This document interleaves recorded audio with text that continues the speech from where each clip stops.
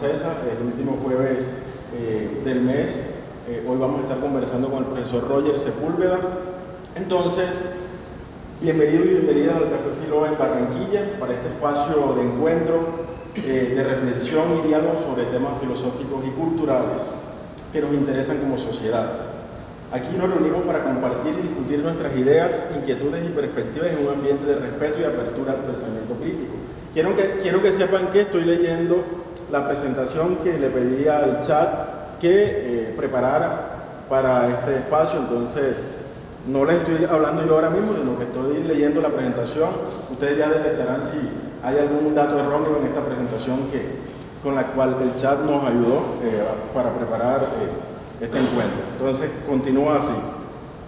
En el Café Filó buscamos promover la reflexión y el cuestionamiento de las ideas preconcebidas, fomentar el diálogo constructivo y propiciar el aprendizaje continuo.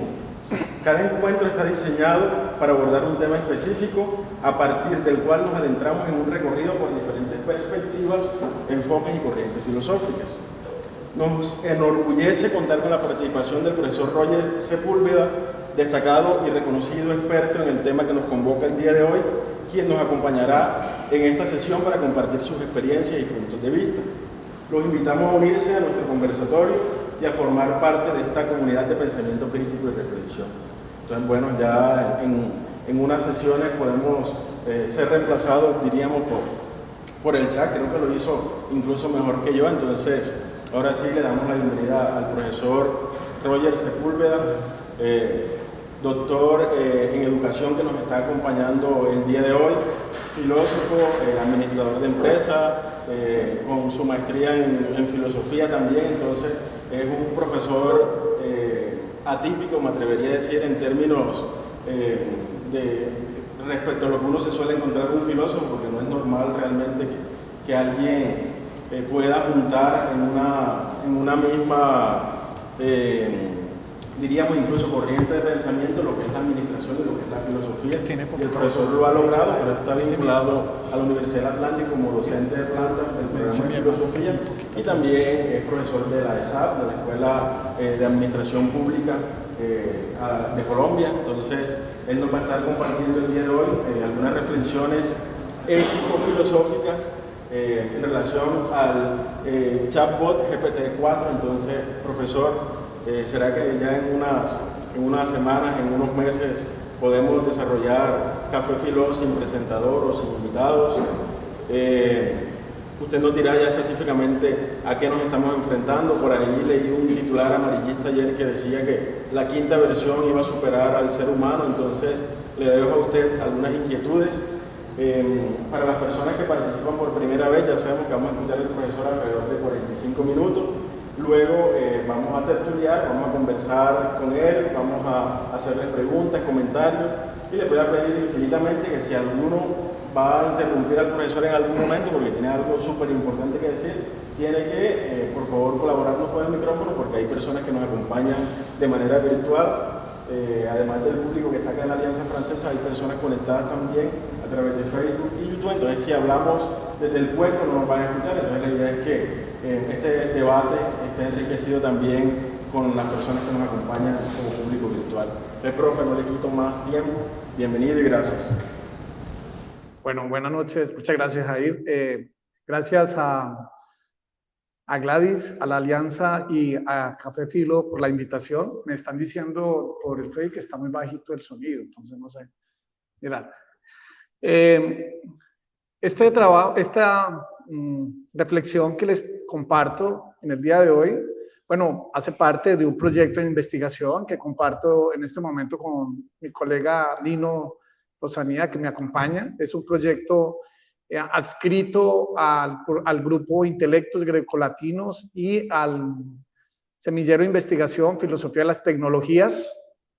Y es un proyecto que presentamos y registramos en la Universidad del Atlántico en la convocatoria del año pasado, que denominamos Diálogos Filosóficos entre Ciencias, Tecnologías, Sociedad y Humanidades. La conferencia tiene 4 partes, esta reflexión. reflexiones ético-filosóficas sobre la inteligencia artificial a propósito del chatbot GPT 4.0. Digamos, voy a, en primera instancia, una contextualización, cómo se da esa relación entre filosofía de las tecnologías y la ética y la técnica, que es la línea en la cual nos vamos a mover en el día de hoy. En segundo lugar, entraríamos a un detalle, cómo está pensado el tema de la ética, la inteligencia artificial y la relación con los nuevos, digamos, perspectivas que están desarrollando desde la UNESCO. Es un trabajo que se viene realizando desde el 2019 y que el año pasado salió un documento o se emitió un documento a nivel macro. Y en Colombia hay uno que también se trabajó durante la pandemia y que está en este momento rigiendo el tema de la inteligencia artificial en Colombia. Voy a referirme. Y por último, los debates que desde el punto de vista filosófico, ético, pues están, digamos, en boga en este momento, porque es un tema realmente, aunque no nuevo, sí las últimas versiones, que es la que nos está generando controversias. Finalmente, unas conclusiones. Hice un diálogo con el chat en Semana Santa, lo compartí con Nino y quiero compartirlo con ustedes porque es un poco atrevido, pero me parece muy interesante. Bueno, con relación al tema de la... pasamos por favor a la segunda.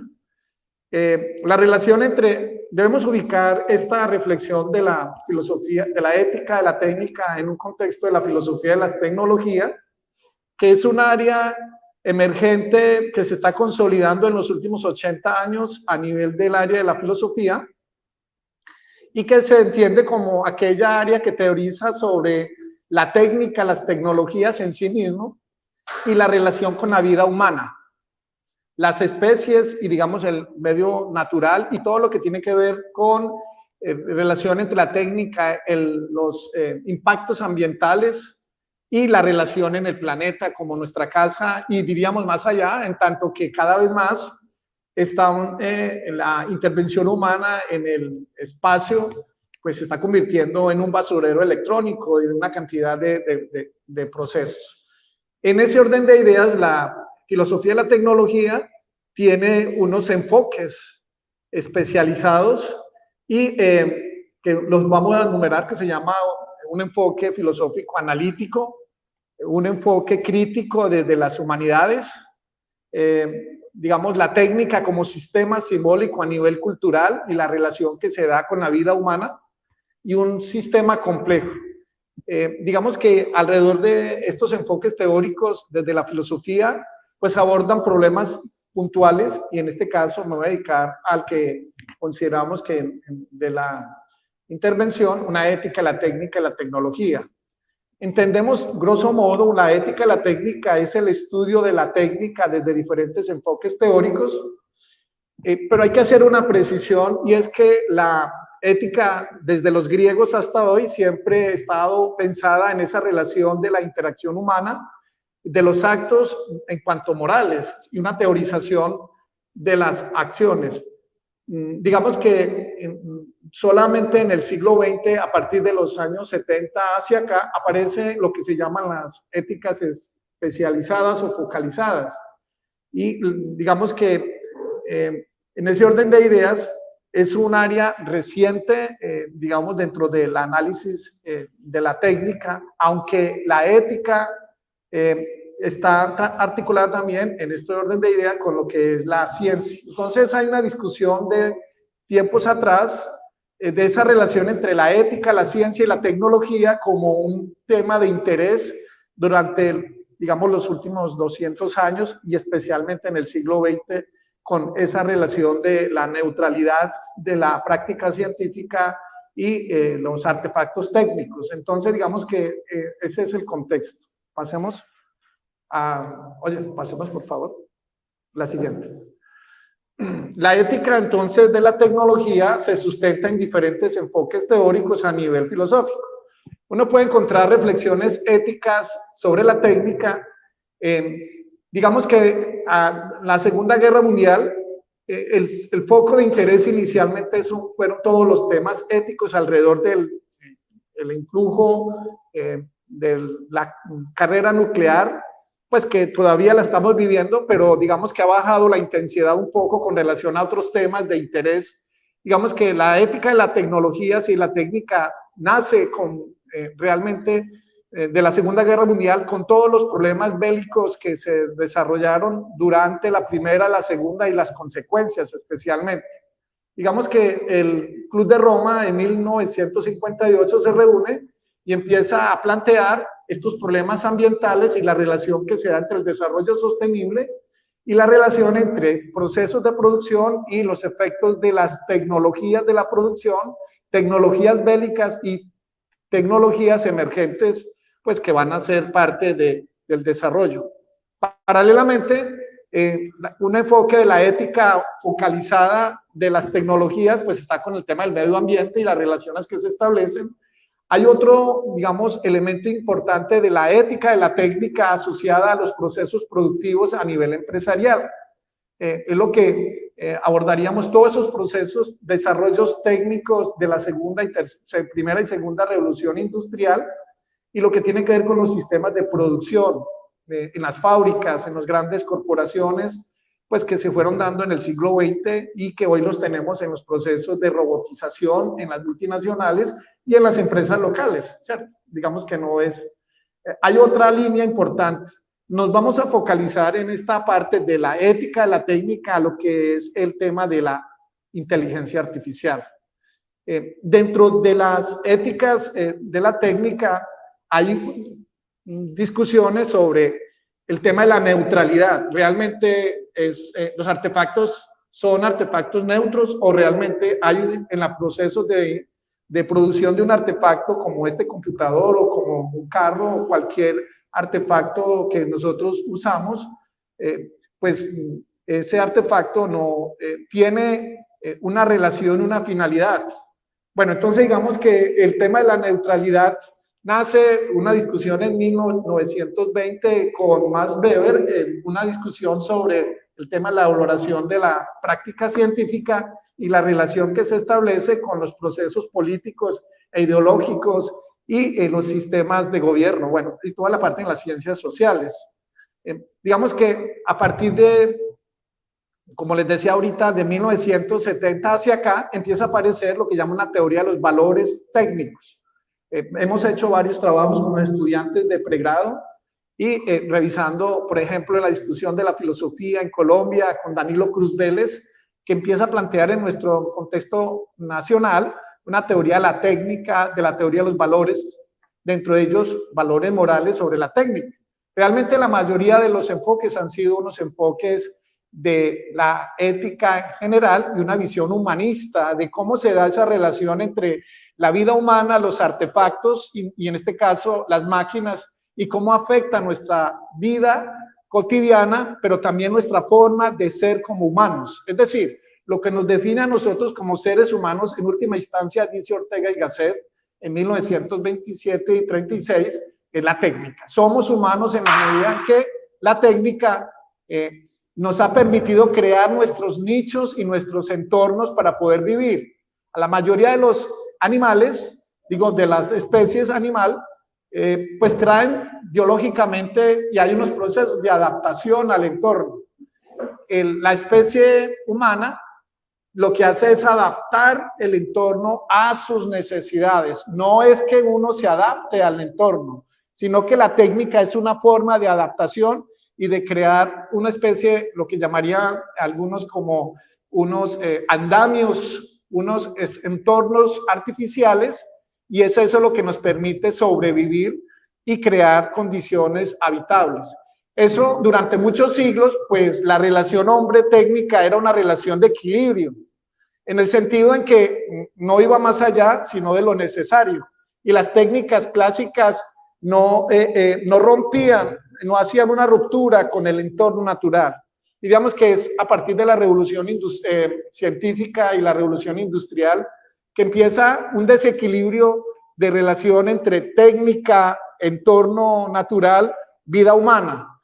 Primero, porque hay un desarrollo poblacional en ascenso, millones, por ejemplo, ¿cuántos habitantes habían durante el siglo XIX? ¿Cierto? Había, en Europa, por decir, habían 300 millones de habitantes, menos. Pero en un siglo pasaron prácticamente a 500 millones. Eso implica que la sobrepoblación que hemos llevado en el último siglo por desarrollos técnicos implica demandas de recursos, demandas de una cantidad de necesidades, por unas básicas, pero otras que no son necesidades, digamos, que son más para sobrevivir y de bienestar, ¿cierto? Hay cosas que para vivir pues no son necesarias, sino que son creadas. Bueno, entonces, las teorías y la relación ética-técnica pues ha sido de gran interés en el siglo XX, a partir de los años 70, y digamos que cada vez más se ha pasado de mirar la técnica como un elemento neutral a empezar a pensar si los artefactos que tenemos hoy, por ejemplo un robot, puede tener como agente, puede ser pensado como un agente moral. Es decir, un robot, yo no sé si han visto a Sofía, yo iba a traer, Sofía es un robot que es un humanoide que funge ciertas acciones de pensar y está haciendo actividades humanas muy cercanas, o los robots en las fábricas. Entonces la relación robot o artefactos inteligentes, vida humana y consecuencias, por ejemplo, accidentes. ¿Quién es el responsable de este tipo de actos? Bueno, entonces digamos que se ha entrado en un rango últimamente empezar a mirar, pensar de una neutralidad a una posible, digamos, agencia moral.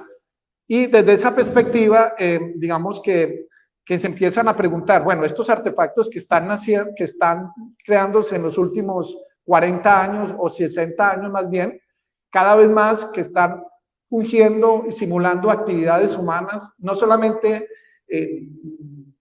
ahorita vamos a mostrar que el deseo humano de crear artefactos con simulación de pensar, de movimiento, no es nuevo. ¿Qué es lo nuevo? Es lo que vamos a tratar de presentar hoy con relación a estos artefactos inteligentes. Pasemos al siguiente, por favor. A la siguiente. La siguiente. Bueno, la ética de la inteligencia artificial. ¿En qué consiste una ética de la inteligencia artificial? Vamos a centrarnos acá con relación. La ética de la inteligencia artificial, esto es tomado directamente de la UNESCO del año pasado. A ver, en época de pandemia hubo una convocatoria abierta a nivel de los diferentes continentes y que se convocó para construir una discusión alrededor de la ética de la inteligencia artificial. Yo pertenezco a una red nacional de estudiosos de las tecnologías. Hicimos varios eventos durante la pandemia y en ese momento también se construyó un documento para Colombia. Les invito a que lo lean porque ahí está determinado la política pública de la inteligencia artificial y los focos de interés para la sociedad colombiana a partir de estos lineamientos políticos que son convenios a nivel entre estados desde la UNESCO. Entonces, la ética de la inteligencia artificial es digamos, es una propuesta normativa que trata de crear un marco legal y unas relaciones para evaluar durante un proceso, digamos, del nacimiento de las tecnologías, del uso, de los impactos y post-usos. ¿Cierto? Porque hay tecnologías que tienen en su vida de degradación, pues pensemos un computador o un artefacto de estos, pues en su desintegración tiene un tiempo de vida después del uso.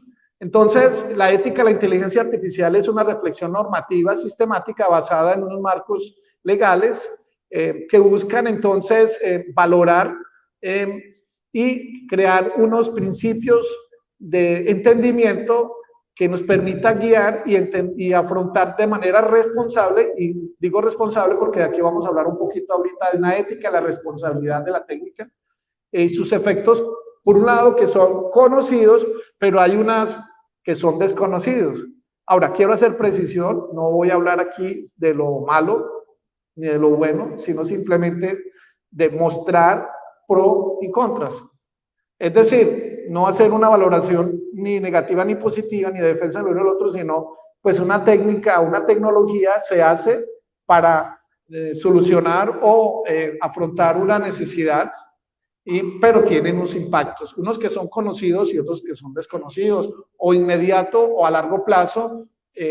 Pensemos todo lo que ha tenido el impacto de los artefactos bélicos en la Segunda Guerra Mundial. Todavía estamos recibiendo influencia a partir de procesos de desintegración y radiación. Entonces, digamos que la inteligencia artificial en este orden de ideas pues está pensada en una nuevas relaciones que se han dado, como les decía al principio, las éticas están pensadas para entender las interacciones humanas y la valoración a través de sistemas morales. Entonces, todas las éticas clásicas es para pensar la vida humana y la interacción de los humanos entre sí, o la relación que hay entre el individuo y el Estado. Entonces, unas éticas civiles o unas éticas cristianas, pero una relación entre de la vida humana con los artefactos en esta dimensión, pues prácticamente es desde el siglo XX hacia acá. Entonces hay que ubicar. Y el tema de la inteligencia artificial, pues desde 1946 aproximadamente hacia acá, que empiezan a aparecer los primeros desarrollos en Occidente en el siglo XX. Entonces la ética, en este caso, pues plantea problemas a tener en cuenta, y aquí es donde nos vamos a focalizar. Primero, el tema de la dignidad humana. ¿Cómo altera? ¿Cómo se define hoy ser especie humana? ¿Qué nos define? ¿Sí?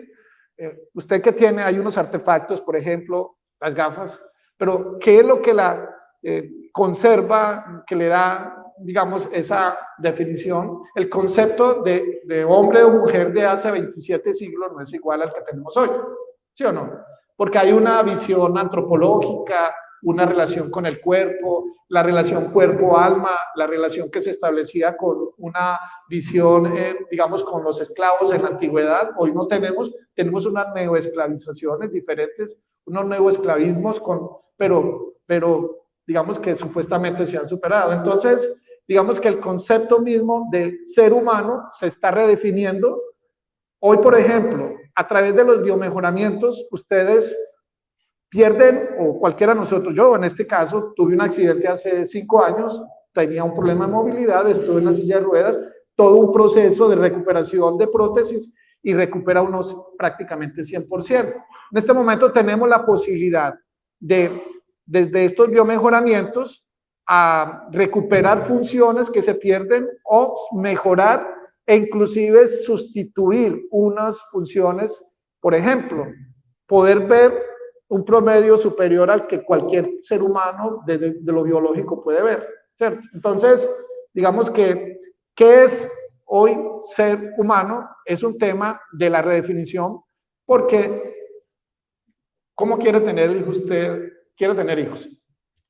Si usted le dijera en este momento qué tipo de diseño de su hijo, y lo puede hacer, en este momento lo puede hacer, cómo lo sueña y qué cosas positivas tuviese, mejoras, y qué cosas le quitaría para que no tuviera X o Y. O sea, que tuviera una superinteligencia. ¿Pero qué tipo de superinteligencia? ¿Hasta dónde quisiera? Si usted tuviese un hijo superinteligente, es probable que tuviera ciertos grandes problemas para vivir en la sociedad en la que estamos. No. Bueno, ¿qué otras cosas le gustaría que tuviera a nivel que tenga una predisposición genética a no tener enfermedades, que sea sano? O sea, que genéticamente Entonces le quitaría todo lo que es probablemente que pudiera tener enfermedades hacia el futuro. ¿Qué enfermedades nosotros en este momento sabemos? Yo sé que tengo tendencias a tener Alzheimer porque mi familia, por parte de mi abuela paterno, las últimas 4 generaciones, todos han muerto, tíos, abuelos, tatarabuelos de Alzheimer.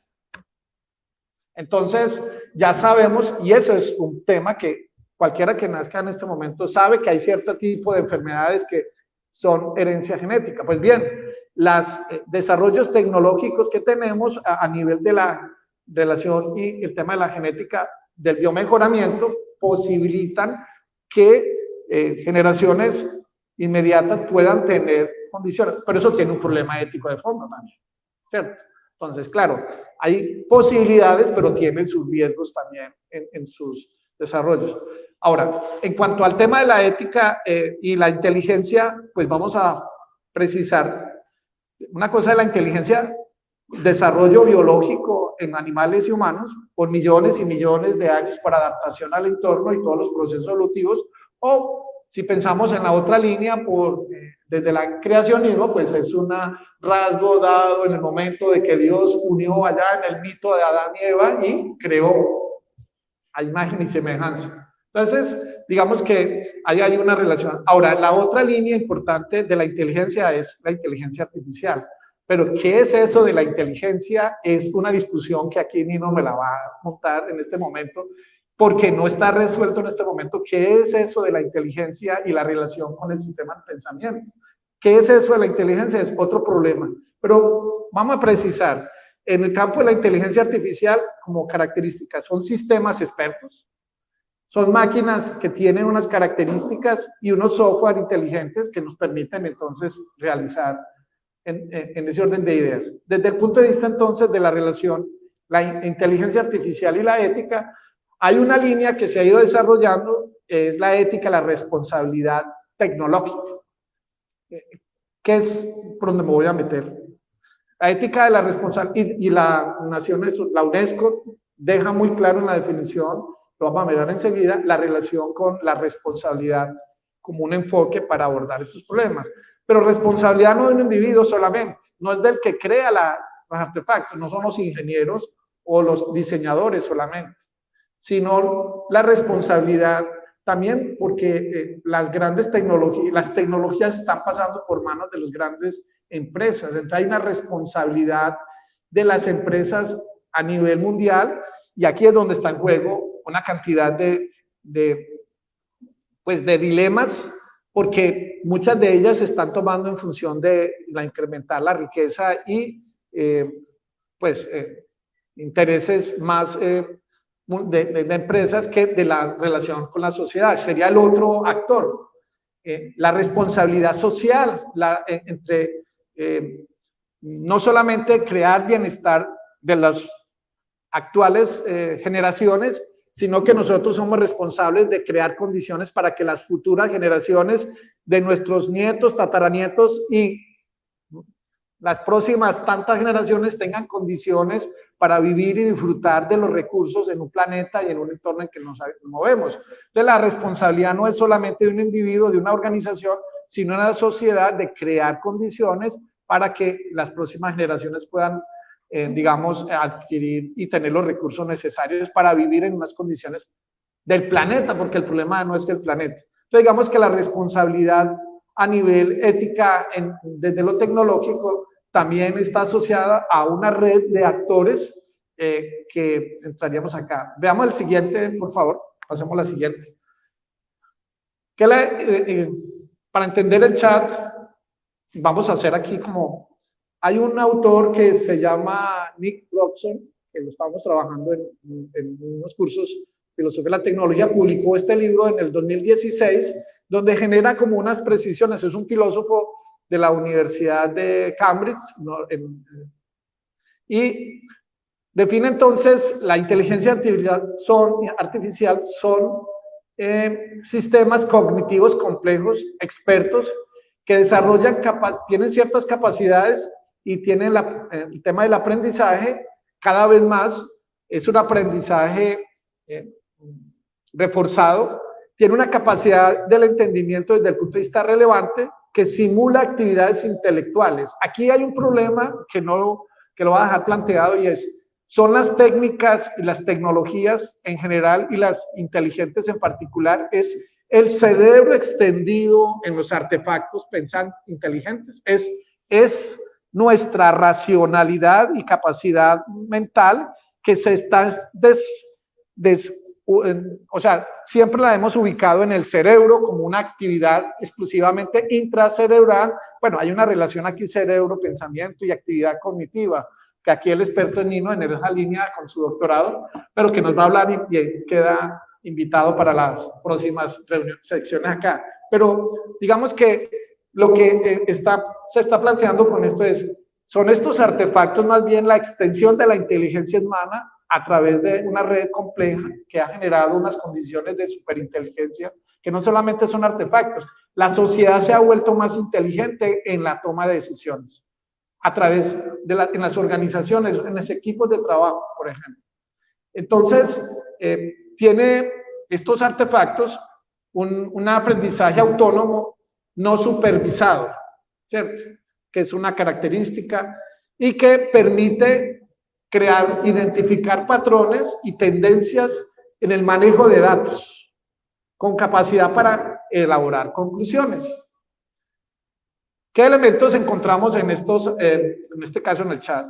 Primero, es una interacción que se puede dar desde el punto de vista cognitivo, tiene una flexibilidad, una capacidad de diálogo, de interactividad y de la velocidad, y cada vez más es una calidad digamos, entre la versión 1, la versión 2, la 3 y la 4, en menos del 2017 hacia acá, es una mejora sustancial. Entonces, digamos que la calidad entre ustedes que lo pudieron utilizar, el chat GPT .1, .2, .3 y .4, entre una versión y otra, se nota la mejora, ¿sí o no? Y la posibilidad de dialogar. ¿Quiénes de ustedes han interactuado en este momento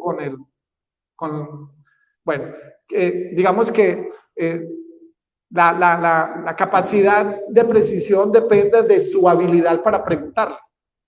Sí, o sea, aquí hay una habilidad de parte y parte. Si usted no le pregunta, pues obviamente le va a dar respuestas genéricas. Pero si usted domina el tema, le hace una pregunta más específica y sostiene, pues eso se vuelve una interacción interesante que realmente le aporta cosas que uno no conoce. Pero resulta que el chat en este caso es un software, ¿cierto? Que recoge información que está disponible en la red y aquí vamos a empezar a mirar. Ahora, repercusiones según la UNESCO que va a tener este tipo de tecnologías inteligentes, primero en la vida humana, pues está cambiando nuestras rutinas. Ya ustedes, los últimos 30 años, es que hablar de inteligencia artificial no es hablar del último año, sino de los últimos 30 años, pero que ha ido lo que se llaman ahorita tecnologías convergentes, es decir, se articulan desarrollos anteriores. En el mundo del trabajo, pues Jair me estaba diciendo, es probable que Jair, la próxima, el periodismo, todo lo que es el tema de la comunicación, pues lo están desplazando. Ayer salió un artículo en El Tiempo que decía que los docentes en los próximos tiempos van a desaparecer. ¿Por qué? Porque pues lo que estamos haciendo lo hace fácilmente estos artefactos inteligentes. Einstein, que es un robot, pues es un maestro y prácticamente acompaña procesos que han sido. Bueno, en el mundo del trabajo, pues así como la revolución industrial incidió y cambió la forma del trabajo, igualmente está sucediendo. El tema de los sistemas, de los ecosistemas también va a aparecer. Pasemos al siguiente. Esta diapositiva, quiero hacer una analogía, digamos, muy apretada, y es para demostrar lo siguiente. Bueno, ¿qué es un autómato? Del griego autómatos y del latín automaton. Es una máquina o artefacto con movimiento autónomo que simula o imita comportamientos de los seres vivos, especialmente humanos. desde la antigüedad, en la tradición judaica, por ejemplo, en los judíos, en el templo de Salomón, ya aparecen los primeros artefactos que imitaban movimientos están relacionados con la religión, procesos de adoración, que abrían puertas, por ejemplo, o en Grecia, pues aparecen esfinges, por ejemplo, que hacen movimientos propios en honor a los dioses. Entonces, por ejemplo, en la antigüedad, en el siglo III antes de Cristo, tenemos aquí en este aparatico, en el segundo, bueno, el primero es el mito de Ícaro, que quería volar y hizo el primer artefacto para que volara. Y pues bueno, los invito a que lo lean.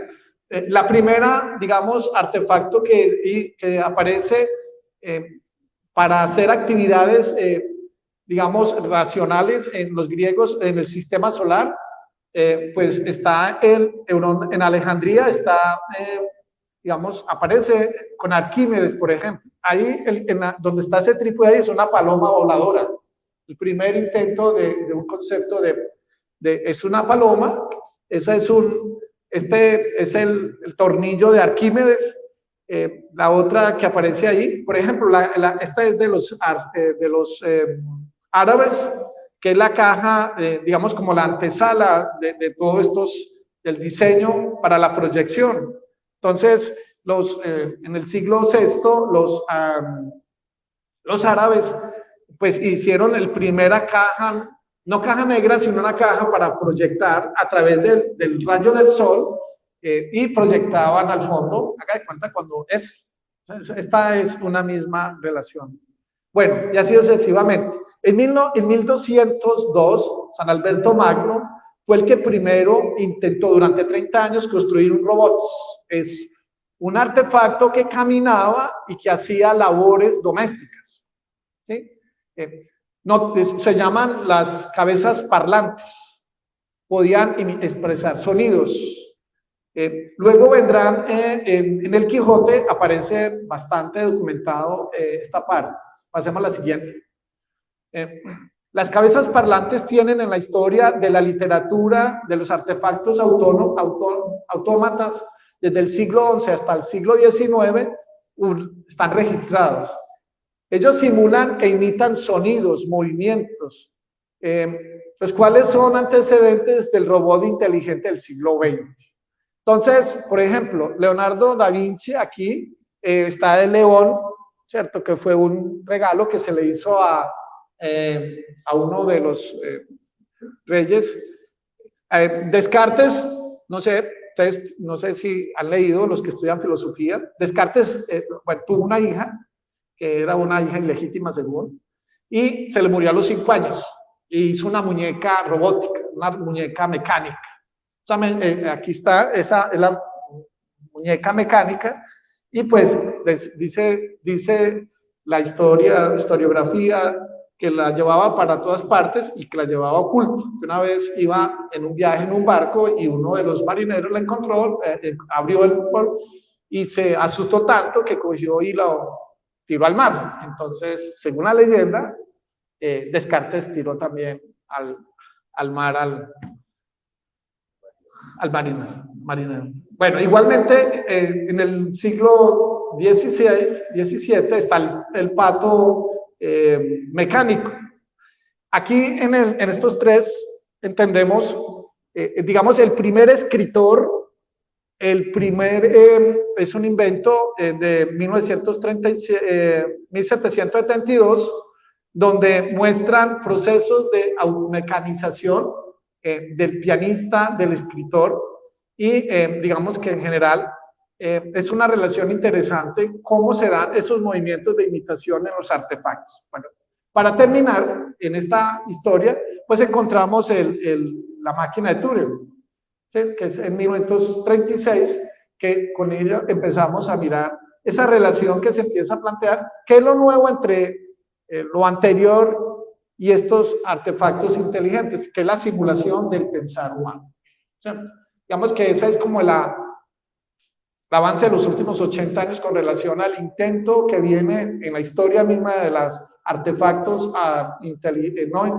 autónomos, que tienen capacidad de simular movimientos y actividades humanas. En este caso, el chat es es un software que recoge todos los procesos de pensamiento. El chat es la interacción de la línea de modelo lingüístico cuya génesis se remonta a 1980 y pues hasta la fecha hay varias versiones, las cuales son un tipo de red neuronal entrenados para elaborar textos.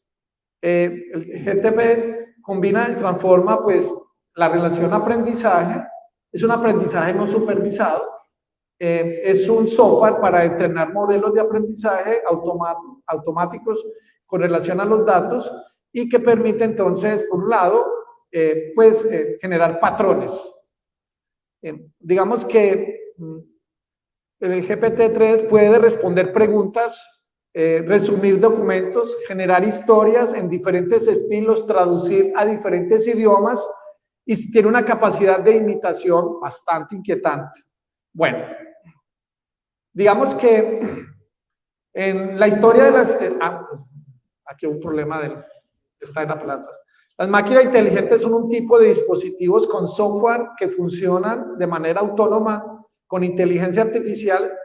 Es una inteligencia que convergen de diferentes, el tema de la computación, la parte cognitiva, el aprendizaje autónomo y que permite entonces la interacción entre una máquina y otra. ¿Qué es la inteligencia artificial? Son software expertos inteligentes capaces de procesar datos e información de una manera que se asemeja al comportamiento inteligente humano y abarca generalmente aspectos de razonamiento, aprendizaje, predicción, planeación y control. Digamos que dentro de lo que dice la UNESCO, pues hay varios, digamos, problemas a discusión acá. Desde el punto de vista ético, ¿cuáles son los problemas que nos interesa resaltar? Primero, las cuestiones éticas relativas a los sistemas de inteligencia artificial atañen a todo el ciclo de la vida del artefacto. Al ciclo entonces de la investigación, ahí hay problemas éticos de programación del artefacto, ¿cierto?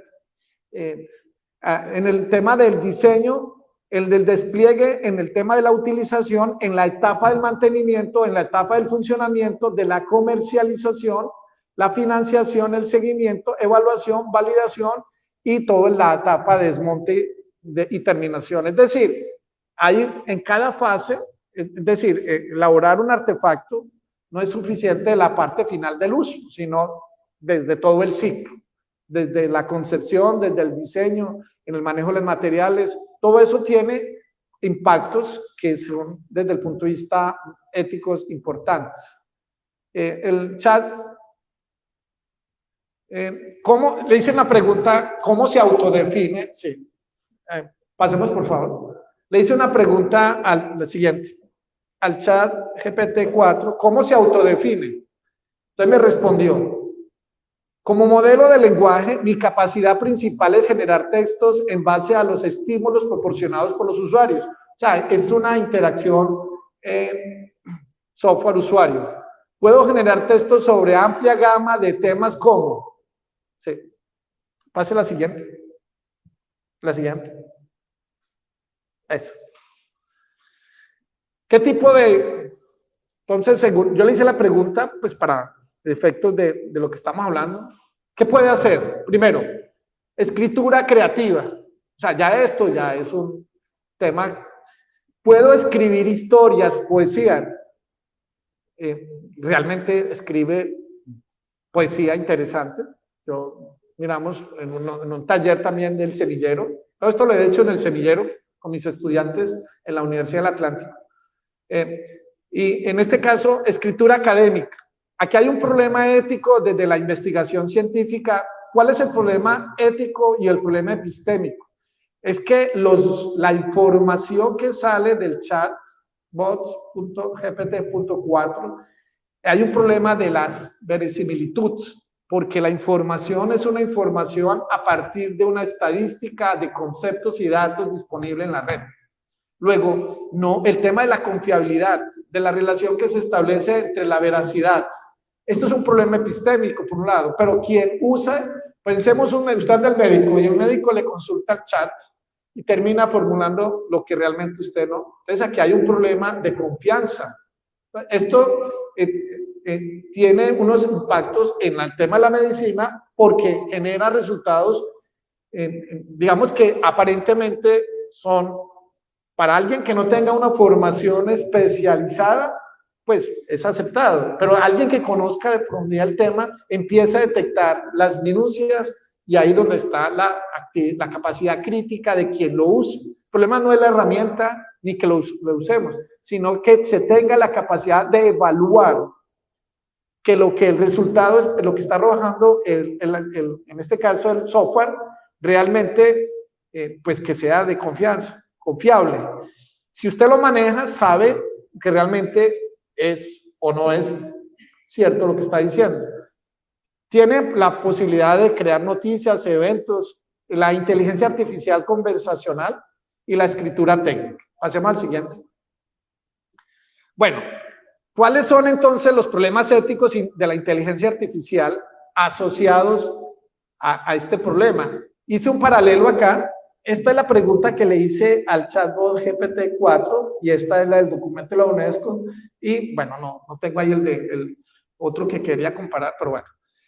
¿Cuáles son esos problemas? Primero, el tema de la dignidad humana. Segundo, el tema de las restricciones y los derechos y libertades. Aquí hay un problema ético, filosófico importante. Segundo, estamos en una etapa de la vigilancia digital y lo vivimos con la pandemia, ¿cierto?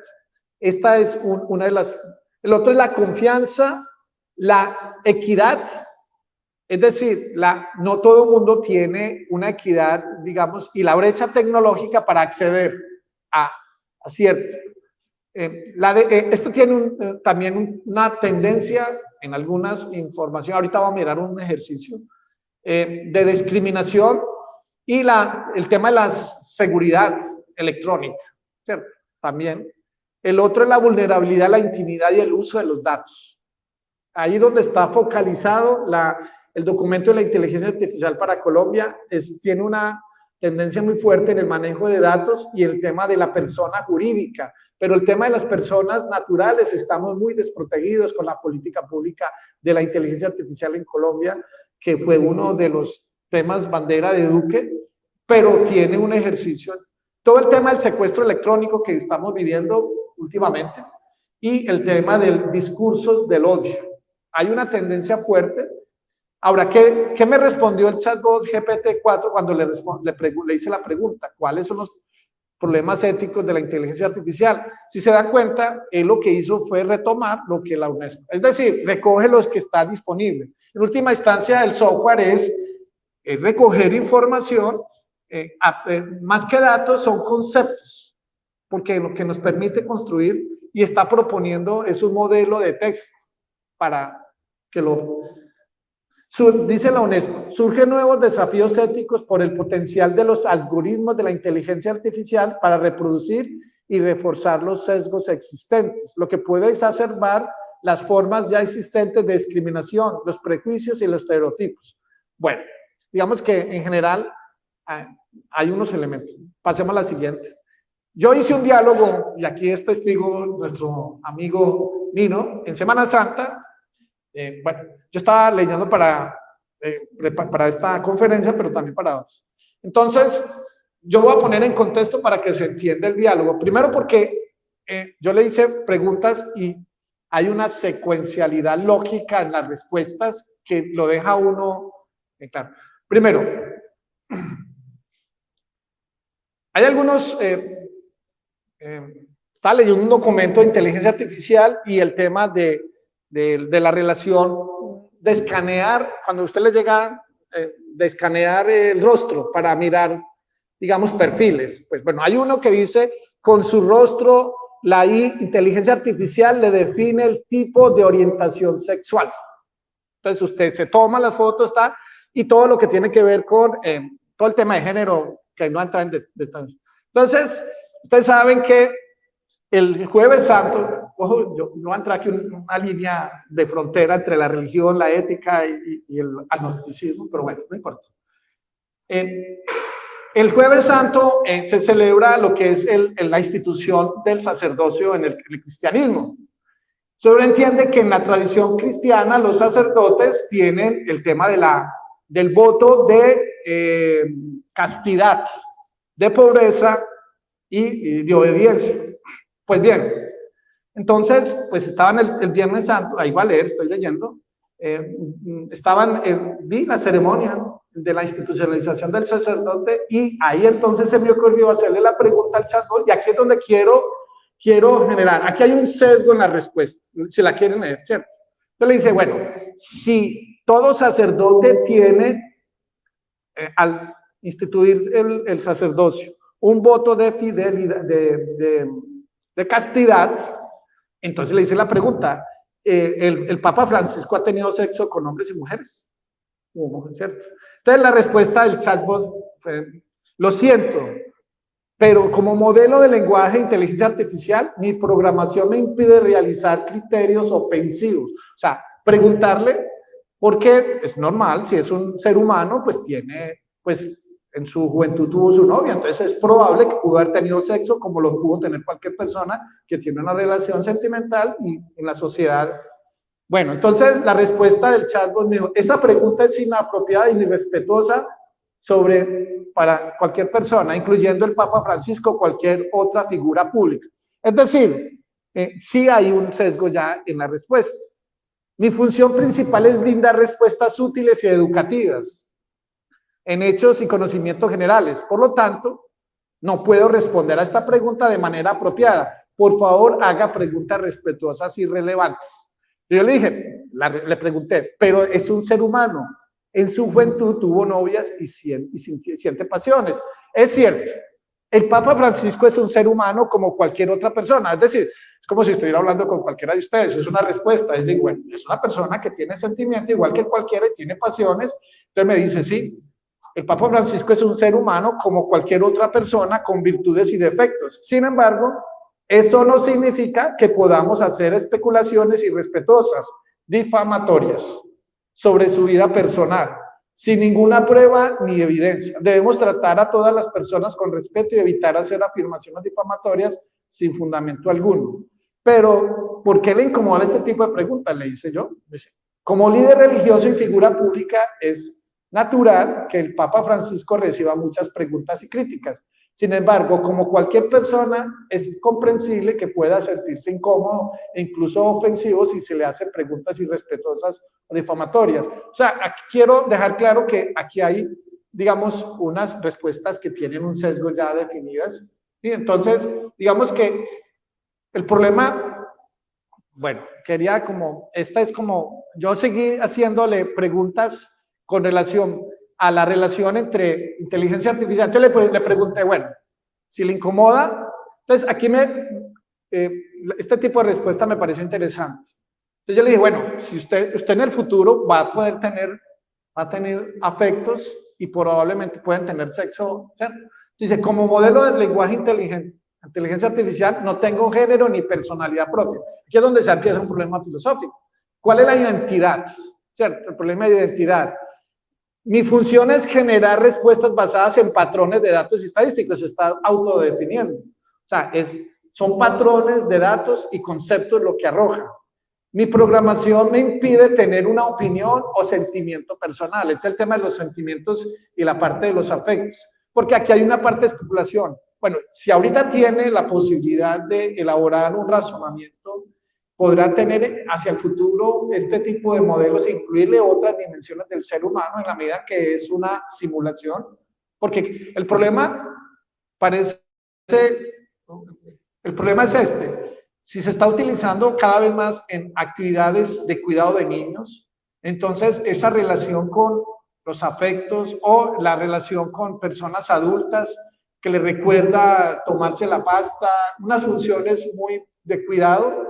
Entonces, claro, es todo el tema de las relaciones afectivas. Hay una película Mejores que Nosotros donde se trabaja esta parte de relación. Bueno, entonces yo le dije, bueno, no quiere saber nada, entonces dígame quién es Roger Sepúlveda. Me dijo, lo cierto, como modelo de lenguaje no tengo acceso a información personal de individuos específicos, menos que ese individuo, es decir, quien les habla, es una figura pública desconocida, ¿cierto? A no ser que sea conocida.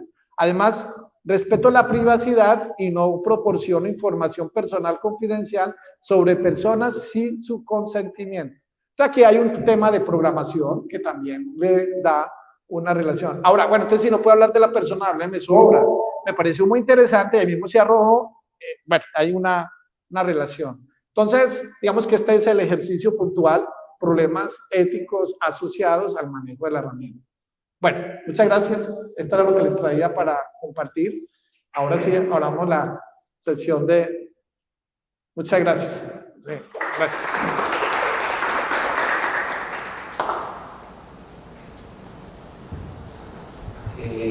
Bueno, compañeros. Bueno, primero que todo agradecerle al profesor Roger porque realmente creo que es una disertación bastante interesante, un tema bastante actual. De hecho, pues se encuentra vigente y no es desconocido para ninguno de nosotros. Me gustaría pues iniciar la tertulia haciendo algunos comentarios. Disculpa, pregúntale cómo se escucha. Bueno, entre esos comentarios, lo primero que me llama la atención es el concepto de persona que se vincula de pronto pues con estas nuevas tecnologías, un concepto bastante vinculado al tema de la inteligencia propiamente dicho, y me gustaría pues de boca del profesor, pues que es un estudioso en la materia, escuchar de pronto qué teóricos conoce o si de pronto ha estudiado de pronto pues el vínculo que tiene ese concepto de persona con las inteligencias artificiales. Y lo digo a propósito de un filósofo español en este momento, no sé si pues alguno ha tenido la oportunidad de escucharlo, vinculado al círculo de filosofía de Oviedo, que es en este caso pues Íñigo Gay. Él pues ha mencionado en algún momento el hecho de que la Unión Europea ya se encuentra regulando, tratando de regular esta cuestión de la inteligencia artificial, es decir, tratar de crear un estatuto comunitario a través del cual los estados europeos tengan la posibilidad de regular de manera unificada pues estos asuntos. Entonces, pues obviamente pues esto va teniendo pues ciertas repercusiones en las concepciones de los mismos ciudadanos y entre estas pues la concepción de lo que es en sí la persona. Si por el hecho pues, de una inteligencia artificial o un software tener ciertas características humanas, pues puede atribuírsele cierta condición. Y pues obviamente pensando a futuro también en que pues, se pueden agregar o adicionar otras características diferentes como aquellas vinculadas con los sentimientos, las emociones. Es una proyección que he escuchado, no es de pronto pues que sepa demasiado sobre el tema de la inteligencia artificial. Bueno, y un segundo aspecto vinculado también con la cuestión de las ocupaciones. Decía el profesor, bueno, ahora parece que la inteligencia artificial realiza ciertas funciones reemplazando a los profesionales, y traigo a colación una noticia muy reciente sobre un juez, un magistrado acá de el Magdalena, el departamento de Magdalena, que utilizó el chat GPT-4 para elaborar una sentencia judicial. O sea, imagínense, y de pronto en el desafortunado escenario que alguno de nosotros estuviera esperando, por ejemplo, una condena. No es lo mejor, pero imagínense donde nos imaginamos que quien nos va a juzgar o quien va por lo menos a proyectar esa decisión que se supone debe estar basada en un juicio y en unos razonamientos muy concretos, va a valorar nuestra conducta de acuerdo con las normas establecidas. Es bastante inquietante para mí. Entonces, dejo estos comentarios y pues queda abierto el espacio para que cualquiera de ustedes que desee participar pueda hacerlo. No sé si el profesor decide responder las preguntas de una o desea que se le formulen y posteriormente responderlas. Si quieren, miremos tres y hacemos ronda y luego... Ok, perfecto. Bueno, entonces... decirle al profesor, gracias. Hasta acá, para que se pueda escuchar. Buenas tardes, buenas noches. Felicitaciones. Es un excelente tema sobre la ética en inteligencia artificial. Bueno, me llamó la atención de que al hablar de la inteligencia artificial, puede decir que la ética es como algo más fructífero para un filósofo, una persona filósofa, un filósofo que es algo extraordinario, y por eso me llamó la atención de que la filosofía, al hablar de la ética, se ha visto como una época de edad media y renacimiento, es decir, medioevo y renacentista. Gracias.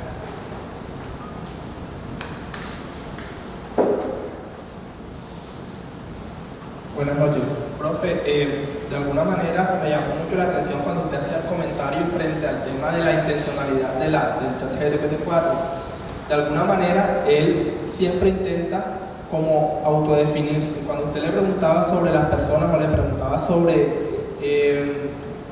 los sentimientos que él pudiera desarrollar, él siempre decía, no, yo soy un tipo de inteligencia artificial que digamos que mi intención es simplemente brindar información o generar ayudas como tal.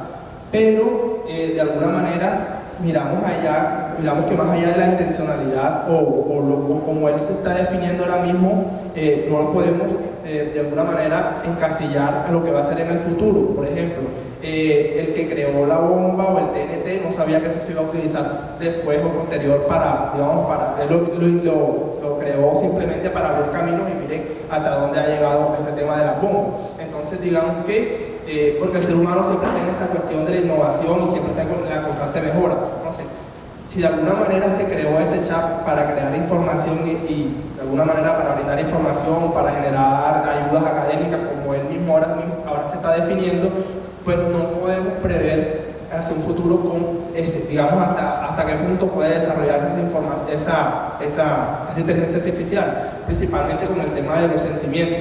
Él decía, no, yo no puedo generar sentimientos porque yo soy ahora, porque él se está definiendo, soy una persona, no soy una inteligencia que sirvo simplemente para ayudas académicas y ese tipo de cosas. Pero si en un futuro si no podemos mirar qué se va a hacer con esa inteligencia artificial, porque una persona crea un artículo, pero de ahí 10 personas más que están intentando innovar sobre esa misma cosa. Entonces, digamos que esa es como que la discusión para que profundemos un poco en la intencionalidad o lo que podría llegar a ser frente a eso. Vamos, entonces, ahorita seguimos la segunda ronda, ¿sí? Para que si no... Bueno, muchas gracias. Cada pregunta es una pregunta compleja. Voy a empezar por la última con relación al tema de las profesiones. Si ustedes leen desde Platón, en la República y en diferentes diálogos, pues la reflexión que hay sobre la técnica está en función de definirse cuáles son los oficios y profesiones que determinan el desarrollo de una sociedad. Entonces, claro, cada revolución tecnológica implica una reorganización y reacomodación de las profesiones y de los saberes que han determinado, digamos, dominado una época determinada. Entonces, con relación pensemos la revolución industrial de la segunda generación, 1900 a 1930, fue todo un desarrollo de las ingenierías y aparecieron una cantidad de profesiones que prácticamente fueron vigentes en la primera fase hasta prácticamente todo el siglo XX. Los ingenieros, los administradores, pero aparecieron otros oficios como secretaria y estudiar taquigrafía, por ejemplo. Era algo, pues que era el boom en cierto momento y era digamos, un perfil ocupacional y laboral para una población, mujeres. Era un tipo de trabajo, no siempre mujeres, pero determinaron unos perfiles ocupacionales. Entonces, digamos que lo mismo ahorita con la invención del computador, pues el computador desplazó otro artefacto que es la máquina de escribir. La mayoría de ustedes, de los de cierta generación, pues en el colegio le enseñaron era cómo escribir y taquigrafear, y inclusive le tapaban los ojos para que no se equivocara y tal cosa. Y luego viene el computador y desplazó un oficio y una profesión centrada en ese tipo de artefactos. Sí, y ahorita lo mismo. Es decir, la inteligencia artificial que estamos y toda la robotización y digitalización, pues están generando, primero, obsoletos ciertos procesos educativos y de formación de profesiones. Claro, ahorita, como lo acabas de decir, los abogados tienen que redefinir necesariamente su profesión, porque lo que tradicionalmente hacen, yo lo hace un sistema inteligente. La Corte Constitucional, ¿cuántas tutelas le llegaban al año? Muy sencillo, yo llevo en los últimos, bueno, no sé exactamente desde qué fecha empezaron a utilizarlo, pero en una entrevista el año pasado decía que lo que hace es con un software inteligente seleccionan las, digamos, posibles tutelas que se conviertan en jurisprudencia, porque con eso le dan solución. Es decir, no todo lo que llega, todos lo estudian, sino seleccionan y a partir de ahí van a, pues, tomar una decisión. Entonces, digamos que cada revolución tecnológica ha redefinido no solamente los saberes, las profesiones, y crea nuevos oficios. Entonces, como decía, los ingenieros, claro, si se dan cuenta, nosotros los docentes de colegios y de universidad somos hijos de la revolución de la científica. O sea, usted que estudia, los que estudiaron pedagogía saben que pues con toda la revolución de la imprenta, prácticamente, y la enseñanza de las disciplinas, fue que se redefinió la universidad en el siglo XIX, pero antes no se enseñaba física, no se enseñaba matemáticas, ¿no? Eso de acuerdo a, antes el tribunio y cuadrillero, ¿no? Que era como lo básico, el currículum que llamamos hoy. Luego viene entonces la enseñanza, o las ciencias sociales, pues antes del siglo XIX no había antropólogos, no había psicólogos, no habían astrónomos, bueno, no, dentro de las arqueólogos, por ejemplo, y así sucesivamente. Entonces, una revolución implica una redefinición de las profesiones. Estamos en un campo, se dicen los que estudian estos cambios, que más o menos 200 a 300 millones de nuevos puestos van a aparecer, pero a la misma proporción van a desaparecer. El problema aquí no es que nace y que desaparece, sino cómo nos toca adaptarnos a estos nuevos cambios tecnológicos para poder estar vigentes. Con relación al concepto de persona, bueno, aquí Fidel es el experto medieval. Usted sabe que el concepto de persona corresponde a una cosmovisión y es una definición desde el cristianismo, ¿sí o no? Persona es una categoría propuesta para entender y definir, digamos, desde la tradición cristiana, desde Boecio, ¿sí o no? Bueno, digamos que es el concepto mismo del yo. ¿Qué es lo que nos define como ser humano? Entonces, una revolución, el tema de la técnica y la tecnología, aquí hay que hacer precisión, tecnologías duras y tecnologías sociales, que no lo entré a precisar, porque hay nosotros tenemos un tipo de tecnologías que son sociales. Por ejemplo, en la psicología o el psicoanálisis hay unas técnicas del psicoanálisis, técnica de regresión, técnicas psicoanalíticas en general, o en la psicología educativa, por ejemplo.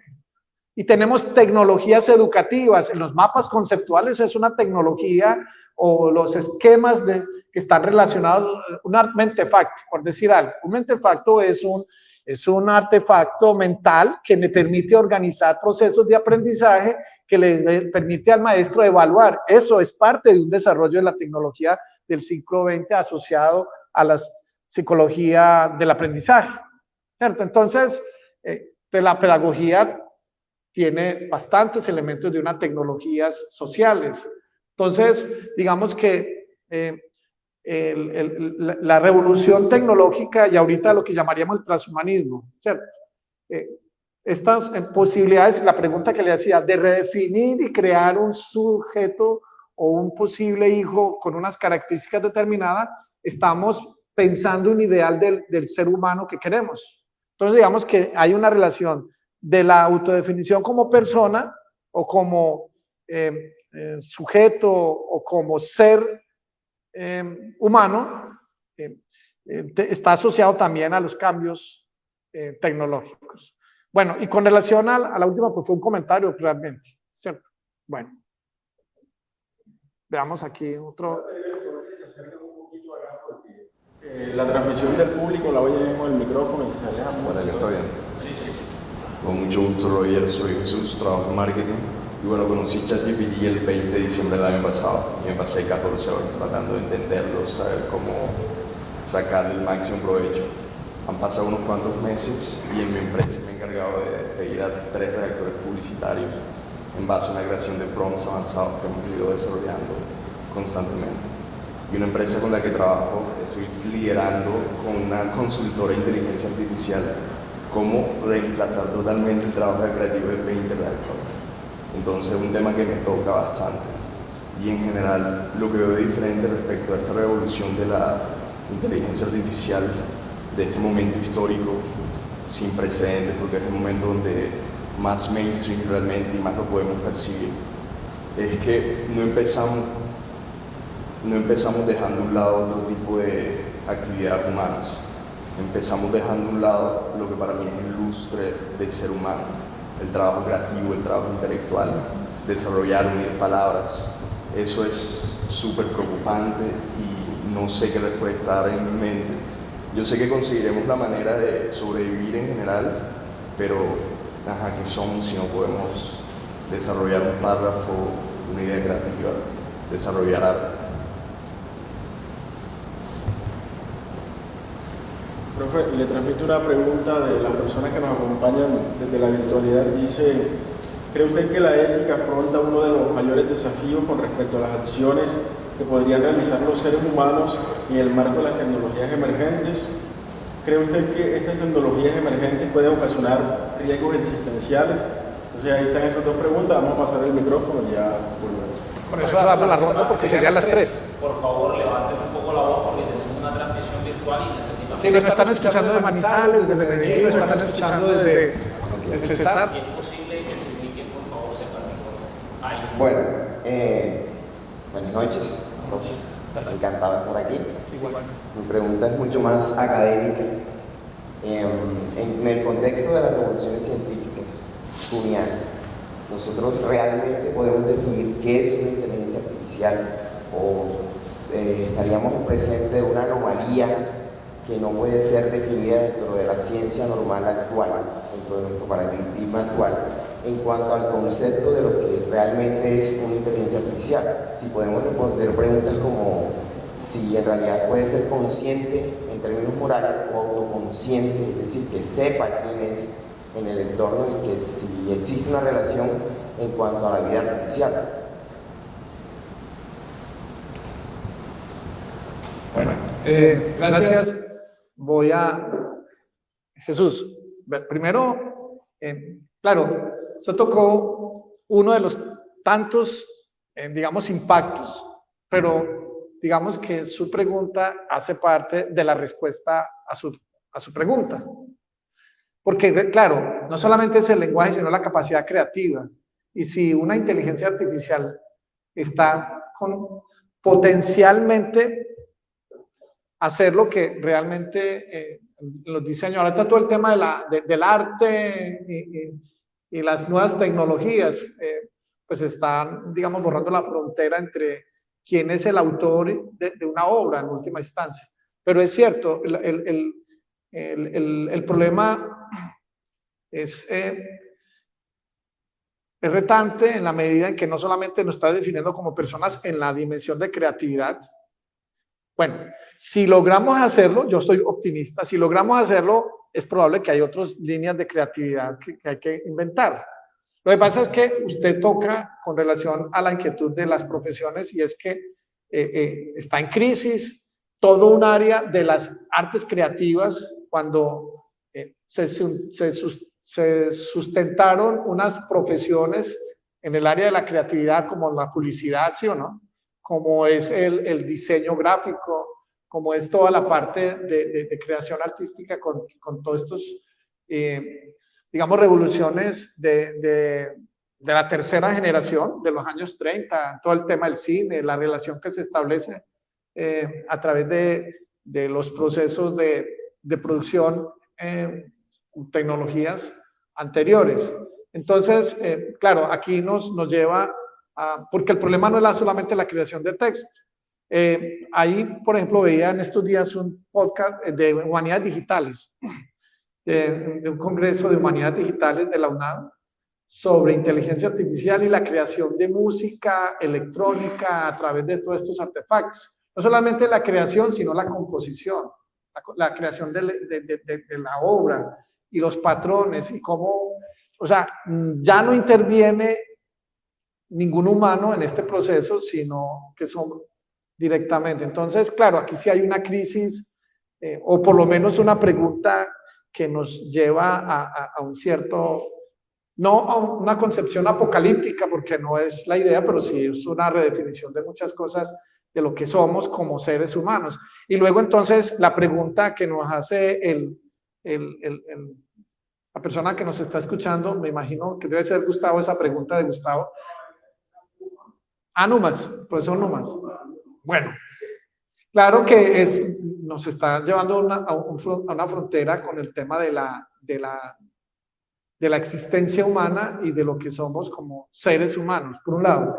Pero sí hay un vacío con relación al tema de una crisis con las éticas clásicas para entender estos nuevos problemas. Lo que está aquí en juego es la necesidad de recrear, pensar y crear nuevas categorías, porque las que tenemos se quedan cortas para entender este nuevo fenómeno. Creo que ese es el reto con relación a esta dilema, porque uno empieza a pensar, bueno, la ética kantiana fue pensada para una época con unos problemas determinados, o la ética de las virtudes de Aristóteles, o la ética del utilitarismo, por ejemplo, de Stuart Mill, por ejemplo.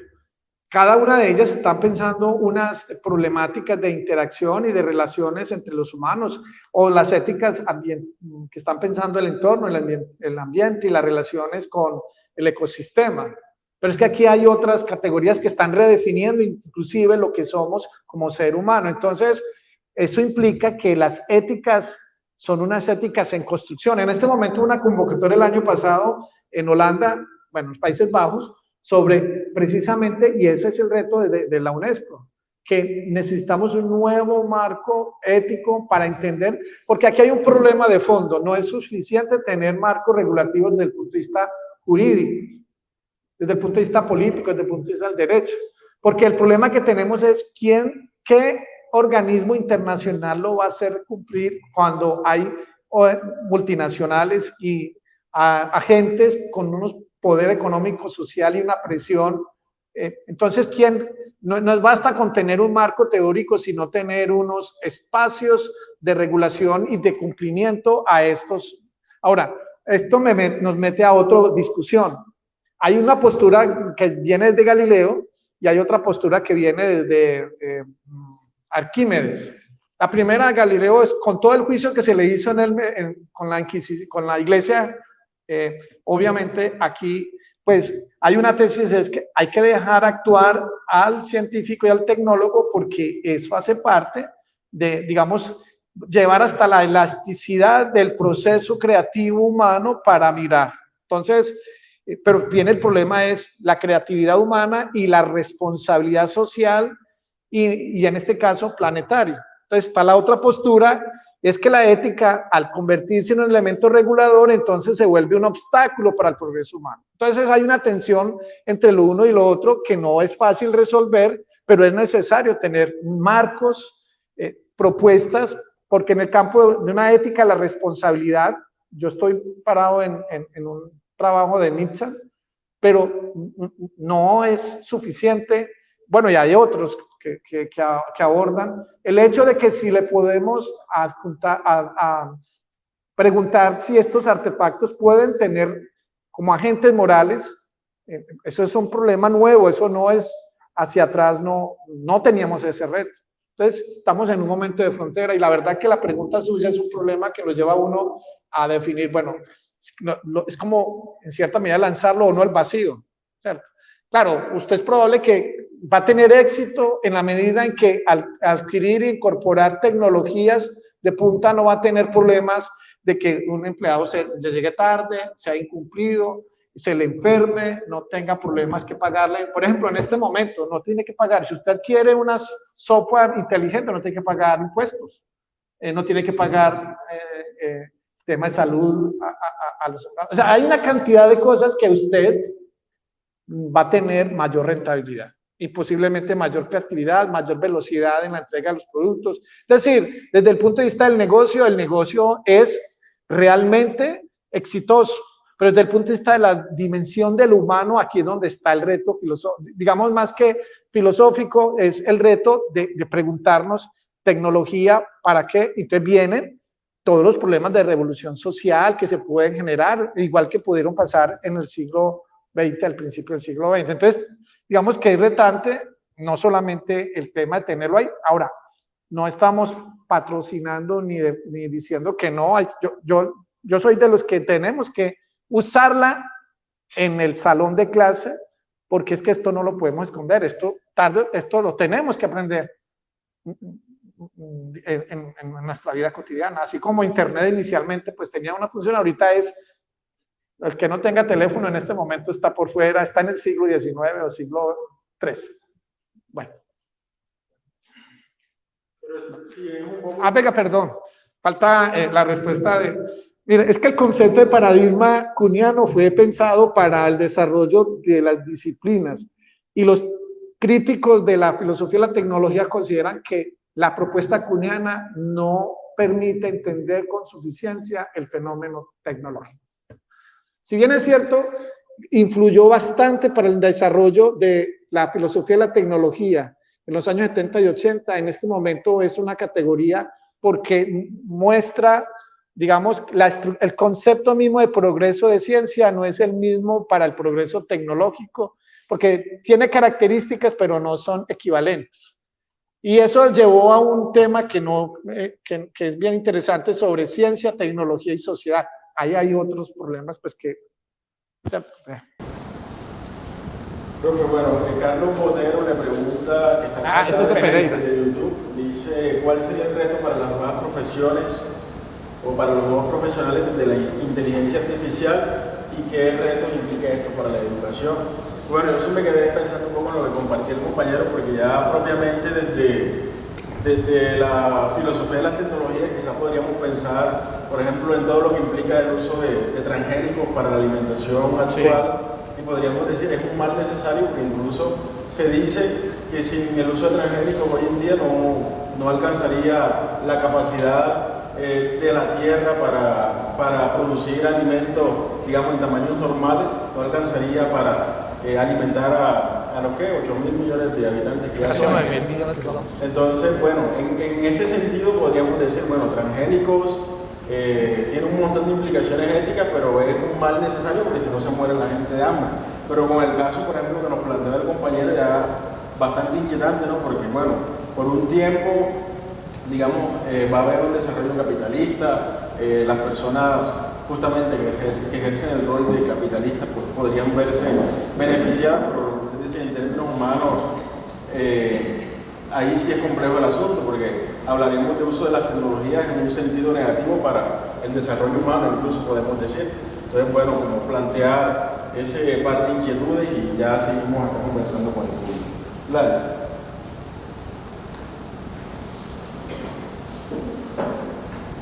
Muy interesante la presentación, profe, muchas gracias.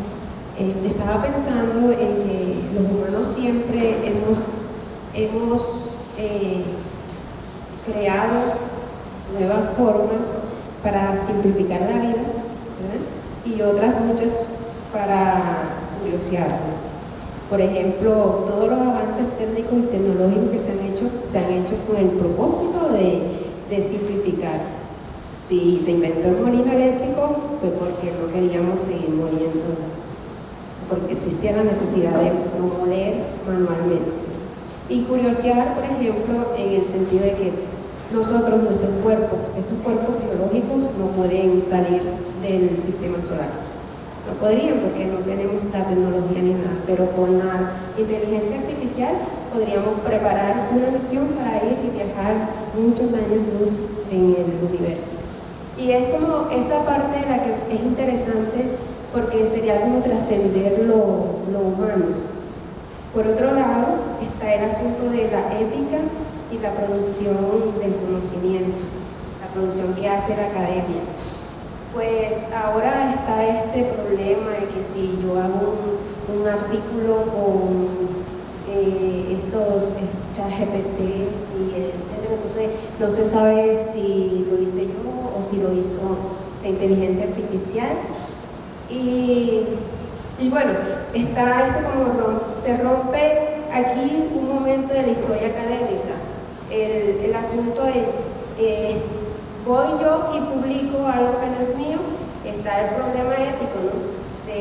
Yo no he producido eso, eso lo produjo una máquina con base en los algoritmos que tiene, etcétera. O está el reto de, cojo el programa para que, cojo la inteligencia artificial para que me ayude a elaborar mis escritos. En este sentido hay como varias posturas, ¿no? Están los que satanizan la inteligencia artificial, no sé qué es eso, no lo voy a utilizar nunca y me parece un mal gusto que una persona se atreva a utilizar eso para elaborar escritos. Y están las otras personas que son las que actúan mal. Y bueno, ahora voy a escribir un artículo como tal y voy y lo publico, ¿verdad?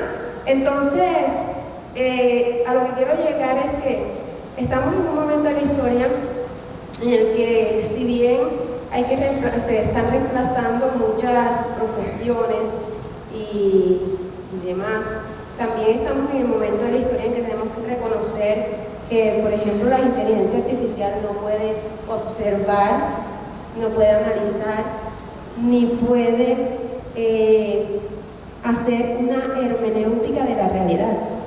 Entonces nos regresamos al inicio de las ideas, donde nosotros tenemos que hacer eso para poder trasladarla a la inteligencia artificial. Eso no lo va a poder hacer él. Entonces ahí es donde van a surgir de pronto nuevas formas. El miedo es normal, porque el miedo, pues ante todo lo nuevo hay miedo, pero de pronto surgen nuevas formas de interpretar la realidad, por ejemplo. Bueno, voy a empezar por lo último de Gladys, porque con ello me ayuda a responder también a lo de nuestro amigo que está en Pereira ya escuchándonos también, Carlos Botero. Gladys, el tema lo último es un tema de la ética de la investigación científica y el tema de la autoría y digamos, de las fuentes, por un lado. Digamos que esa es una parte que está articulada, pero se daría para otra conferencia. Es más, es una conferencia que voy a dar al final de mayo en la Universidad del Atlántico, complementaria a esta parte. Pero ahí hay un problema, y es, la herramienta nos ayuda, nace también por una necesidad, y es, en medio de la abundancia de tanta información, usted no tiene acceso de forma ágil y que le permita tener un mapa de lo que realmente se puede discutir. Yo estoy asesorando un trabajo de grado y un estudiante de pregrado. Bueno, teníamos definido estos criterios y me dijo el estudiante, preguntémosle a ver qué otros elementos nos puede dar el chat que parecen que sean importantes que nosotros no lo hayamos incluido. Realmente, bueno, hicimos el ejercicio de consultarle y nos dio 2 elementos que no habíamos tenido en cuenta, lo otro ya no lo planteó.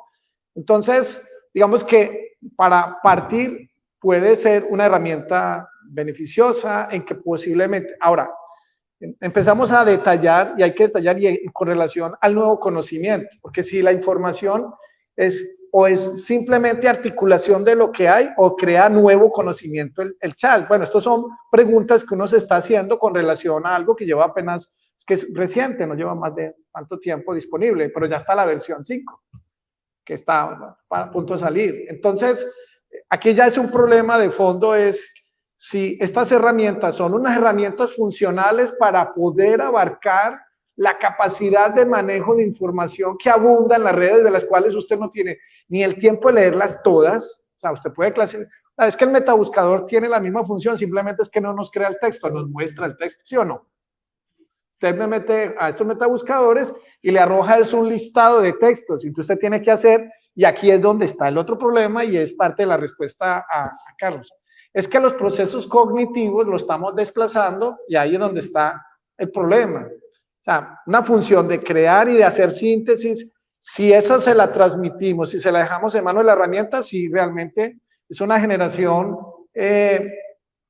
posiblemente pues que va, o por lo menos las habilidades que habíamos adquirido entran en crisis. Habría que adquirir otros, ¿sí o no?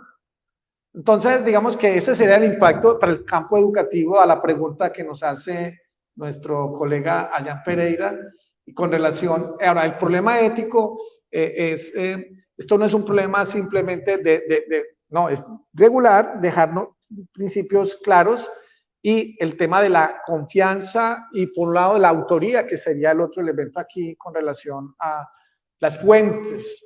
Si la fuente no es confiable, porque ya sabemos que es un problema epistémico de la verosimilitud, y no o sea, lo que tenemos ahí es información. Él nos está dando alternativas, pero no está diciendo, no, es una probabilidad, porque es un software estadístico que trata de proyectar un texto, y ya usted es el que tiene que evaluar. Entonces no hay que transferirle la responsabilidad directamente a la herramienta, sino que la herramienta es un facilitador para ciertas cosas, pero que tiene unos impactos que tenemos que analizarlos. Esa es como la conclusión final. Bueno, creo que... Bueno, tenemos unos 10 minutos más, si alguien tiene alguna pregunta.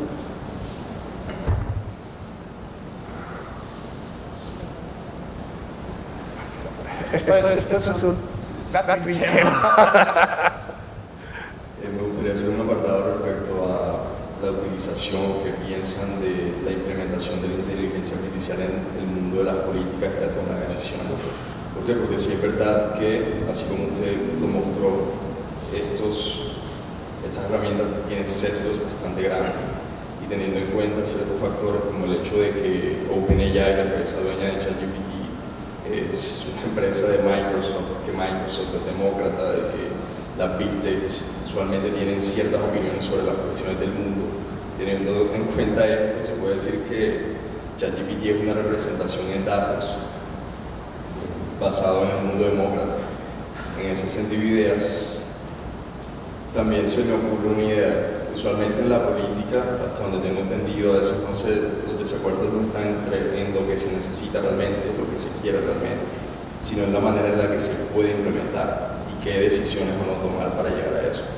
Entonces, ¿qué tal si se utilizara inteligencia artificial que es capaz de analizar más aspectos, utilizar herramientas matemáticas, conceptos matemáticos y estadísticos súper avanzados para hacernos saber qué camino es el ideal para los productos finales que queremos ver en el mundo?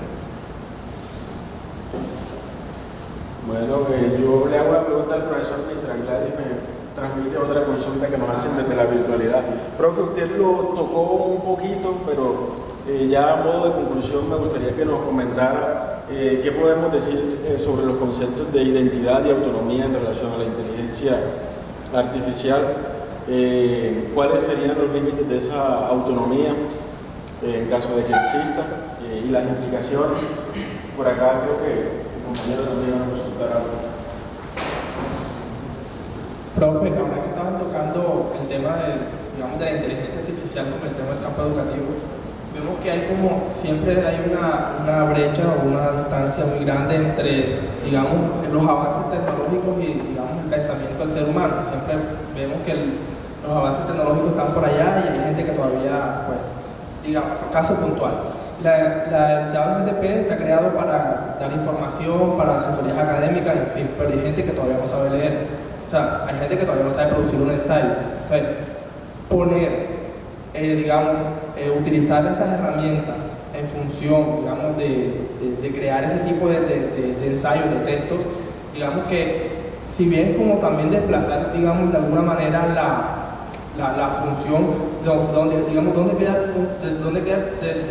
dónde queda el tema de las críticas desde el humanismo, o sea, desde nosotros que somos los humanistas, que siempre estamos propendiendo por la mejora de las cualidades humanas, de enseñar, de mejorar la creatividad y ese tipo de cosas, porque prácticamente las estamos desplazando. Ya, hay personas que no saben leer, hay personas que no saben escribir un texto, hay personas que no saben hablar, hay personas que no saben crear, que no aprovechan una música decente, pero estamos desplazando ese tipo de cosas a una inteligencia artificial. Entonces digamos que ahí queda como una brecha grande, digamos principalmente en el tema educativo. Pues no sé usted qué nos podría ayudar en eso. Profe, yo voy agregando a lo que le... Pero yo quiero dejar claro que aquí hay una cantidad de problemas de los cuales pues no puedo opinar porque sí. Bueno, Sofía, usted nos habló ahorita de Sofía, que ya incluso este robot por ahí el otro día dijo algo en relación a que estaba experimentando una emoción, ¿no? Sí.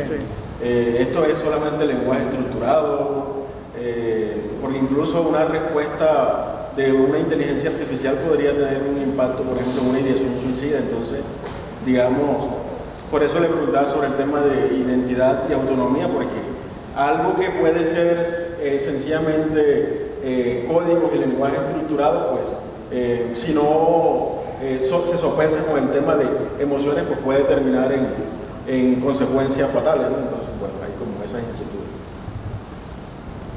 Bueno, aquí hay temas que realmente no los he abordado y tampoco los, pues, digamos, el escenario. Con relación a Gregory, en su intervención, pues aquí hay un problema de fondo, es lo que usted acaba con la palabra que utilizó, es una brecha desde el punto de vista de alfabetización y con las tecnologías, ¿cierto? Tendríamos que plantear entonces, aquí hay como una sectorización generacional, unos que la utilizan y que están familiarizados y que tienen un acceso, pero también hay que tener una infraestructura y condiciones en ciertas regiones para acceder a ellas. Entonces, no es suficiente que esté disponible la tecnología, sino que está el otro concepto, es de la apropiación cultural de las tecnologías, no para simples herramientas, sino para crear o generar condiciones humanas favorables. Entonces, podemos tener la herramienta disponible, pero no todo el mundo la sabe usar, ni digamos, tiene las condiciones para, en este país, es un país, la misma pandemia nos demostró, yo estuve como director del proyecto de educación virtual de la Universidad del Atlántico y saben que había una desigualdad, la pandemia y la educación virtual, bueno, eso no es educación virtual, eso fue una educación remota dirigida o sea, el aula se desplazó para la casa, ¿cierto? Entonces ahí hay un problema y es nuestras, digamos, familias, nuestras arquitecturas de las casas no tienen un espacio adecuado para el tema académico, por ejemplo. La asequibilidad, la capacidad de sostener, de tener un computador. Es decir, esos son problemas, a pesar de que saben leer y escribir. En la universidad, de los 23,000 estudiantes que estaban matriculados para que empezó la pandemia, el 28% no tenían un celular ni una forma de acceder. Y así la universidad les diera el celular y les diera el computador o una tablet, en el sitio donde estaban había una parte poblacional donde no había acceso ni internet, así la universidad les diera los artefactos. Entonces, aquí ya no es un problema directo de que, porque era una población que aparentemente sabe leer y escribir porque está en una formación universitaria.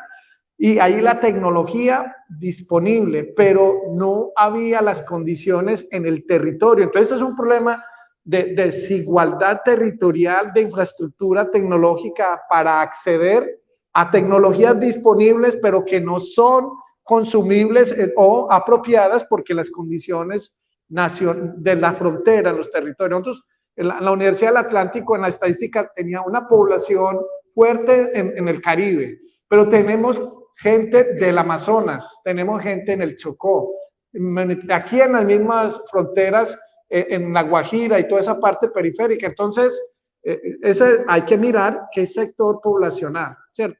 Ahora, el hecho de que la tecnología esté disponible y las personas pudieran acceder, ahí también hay tecnologías no inclusivas, ¿cierto?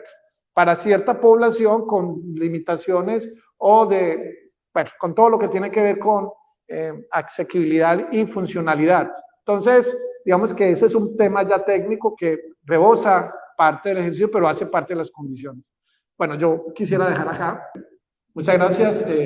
Esto era lo que tenía para compartir y muchas gracias por tener la resistencia hasta el final. Gracias a usted, profesor. Gracias a los que nos acompañaron a través de la virtualidad. Y bueno, les recuerdo que Café Filó se realiza el último jueves de cada mes, para que vengan el otro jueves y nos acompañen con una charla. Otro aplauso para el profesor. Muchas gracias.